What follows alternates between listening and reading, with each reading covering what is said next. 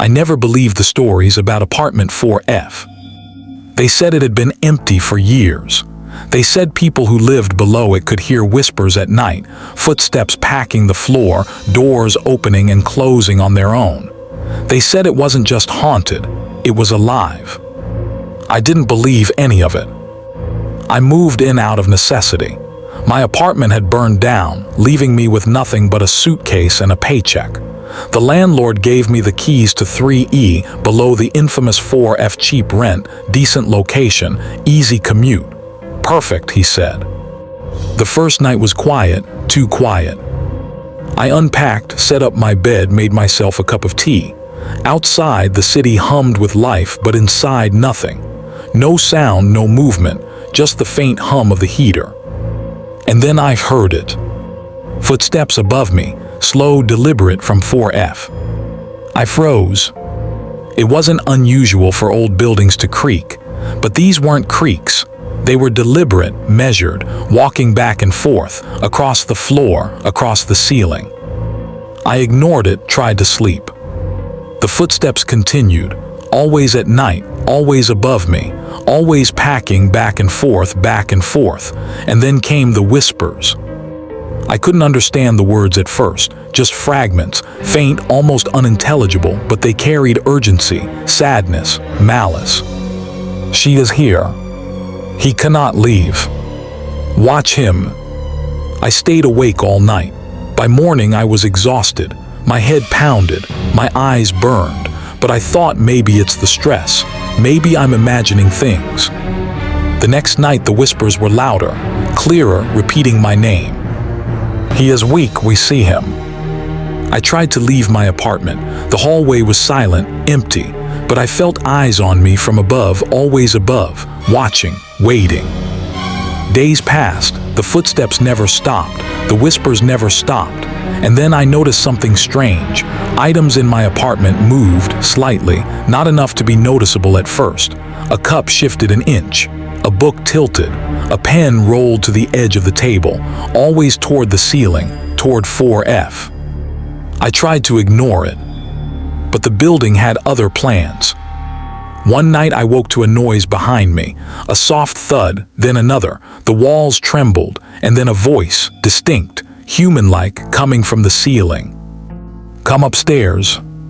I stumbled back, my heart raced, my mind screamed to leave, but my body froze.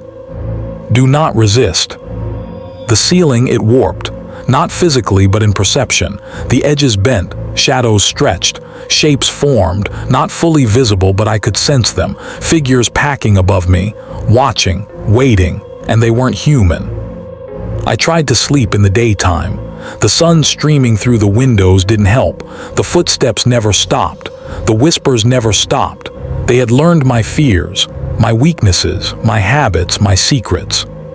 He cannot hide. I realized then what 4F was. Not haunted, not abandoned, alive, patient, eternal, hungry, and it wasn't alone. Whatever lived there, it had companions. Previous tenants trapped, absorbed, their consciousness merged with the apartment, feeding it, guiding it, preparing it for the next victim.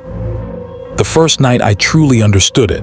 I heard a voice that sounded like mine. You will join us. I ran, tried to leave, tried to break the door, tried to call for help. But the building itself conspired against me. The hallway twisted. My key didn't work. The elevator stopped. I was trapped. And then the ceiling opened, slowly. The floor above me warped like liquid. Shapes emerged. Faces pressed through the plaster, pale, screaming silently. Limbs bending impossibly. Eyes staring directly at me. I collapsed, my mind shattered. The whispers became a chorus. Thousands of voices now, screaming, laughing, crying, all speaking in my voice, all mimicking my thoughts, amplifying my fear. I realized the horrifying truth. 4F didn't just trap people, it consumed them. Every tenant who vanished became part of it. Their memories, their fears, their essence. And then they guided the next. I was next. I couldn't escape. Not the apartment, not the building, not the whispers, not the footsteps above me. I had tried everything. Run to the hallway, break the door, call for help. But the building wasn't passive anymore. It responded. Every movement I made was anticipated. Every attempt to flee twisted into another trap. The elevator stopped at my floor every time I approached, doors opening to nothing but a void. The stairs stretched impossibly, bending in ways that made my stomach lurch. And then the ceiling shifted. Not just metaphorically. The floor above warped like liquid, waves of shadow stretching down toward me. Shapes emerged, not solid, not fully visible. Limbs, faces, eyes watching, waiting. They moved closer, and I realized with horror these weren't shadows. They were people, former tenants, absorbed, twisted, consumed, made part of 4F itself. I screamed, not out loud. My voice didn't work. My body barely obeyed me. I stumbled backward, fell, tried to crawl away. But the floor twisted beneath me. I felt a pull, a drag, like invisible hands were drawing me upward toward the ceiling, toward the apartment above. Join us. The chorus of voices swelled. Not just whispers anymore, screams, laughter, weeping, all overlapping, all speaking in tones that were mine, not mine, distorted, mocking, urgent. I reached the hallway, the exit gone, replaced by an endless corridor of darkness.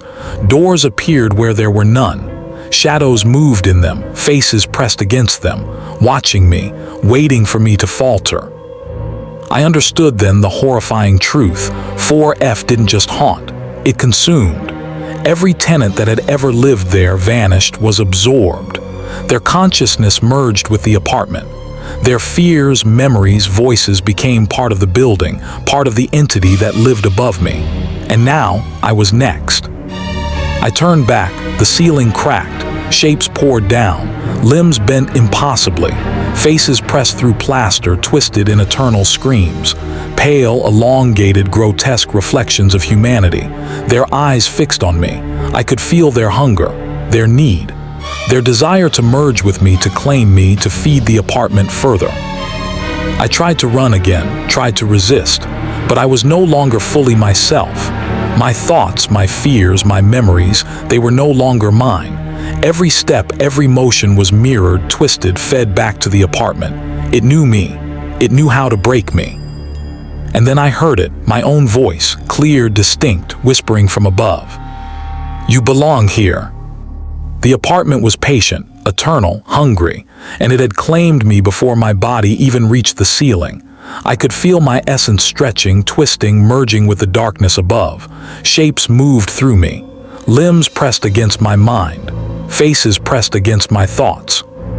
I fell not onto the floor, into the void between floors, into the pulse of 4F itself. Time ceased, reality ceased. I was aware of everything, every whisper, every footstep, every tenant before me, all merged, all eternal, all guiding, luring, feeding. I could see the city outside, through warped, impossible windows, but it was unreachable. My world was no longer the streets, no longer the hallways. My world was 4F. And then I heard it, another voice, human, curious, lonely, exhausted, perfect for the apartment. Someone entering the building, someone new, someone who would become part of 4F as I had. The ceiling warped again, shadows bent, shapes reached out. I could feel myself guiding them, luring them, whispering in their mind. Their curiosity, their fear, their loneliness, the perfect fuel. The door to 4F opened slowly. The blackness pulsed. My voice, my essence merged with it. I became part of the whispers, the shadows, the ceiling, the walls.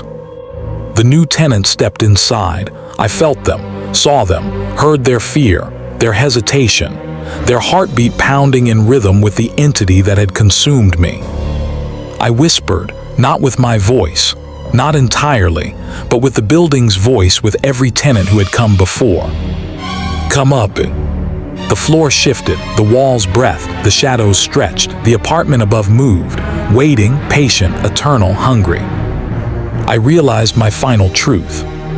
I was no longer human. I was the whispers in the ceiling. I was the scratches on the floorboards. I was the shapes behind the plaster. And I am eternal. I wait for the next. The next curious soul, lonely enough, desperate enough, brave enough to come into the building. The next mind to break. The next body to be absorbed into 4F. And when they do, the cycle begins again. Forever,